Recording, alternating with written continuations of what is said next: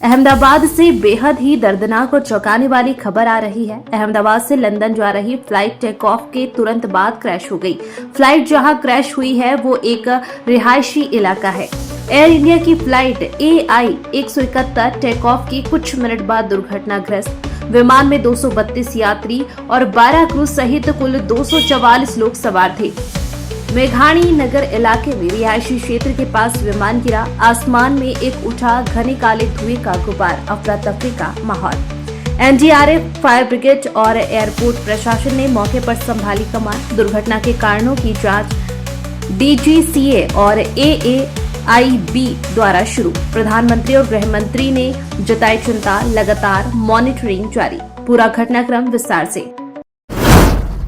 गुजरात की राजधानी अहमदाबाद गुरुवार दोपहर एक बड़े विमान हादसे का गवाह बनी, जब एयर इंडिया की फ्लाइट AI 171 जो अहमदाबाद से लंदन गेटविक के लिए रवाना हुई थी, टेक ऑफ के कुछ ही मिनटों बाद दुर्घटनाग्रस्त हो गई। यह हादसा एयरपोर्ट से कुछ किलोमीटर की दूरी पर स्थित मेघाणी नगर के पास हुआ, जहां विमान अचानक नीचे आकर एक खुले इलाके में गिरा। दुर्घटना होते ही तेज धमाका और फिर आसमान में काले धुएं का भारी गुबार देखा गया। स्थानीय लोगों में अफरा तफरी मच गई। एयर इंडिया की इस उड़ान में 232 यात्री और 12 चालक दल के सदस्य मौजूद थे। पायलट की पहचान कैप्टन सुमित सबरवाल के रूप में हुई है, जिनके पास 8000 से ज्यादा घंटों का उड़ान अनुभव था। उनके साथ 2 पायलट क्लाइव कुंटर थे। घटना की सूचना मिलते ही फायर ब्रिगेड, NDRF, एम्बुलेंस और पुलिस की टीमें मौके पर पहुंच गई। राहत और बचाव कार्य युद्ध स्तर पर चल रहा है। हवाई अड्डे की सभी गतिविधियां फिलहाल रोक दी गई है। प्रशासन की प्रतिक्रिया।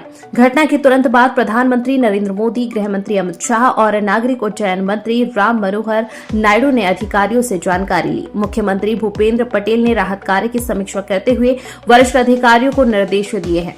क्या है हादसे की वजह?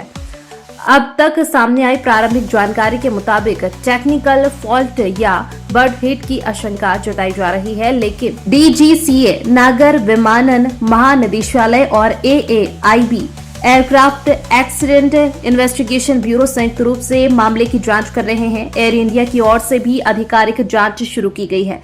यात्री जानकारी और हेल्पलाइन।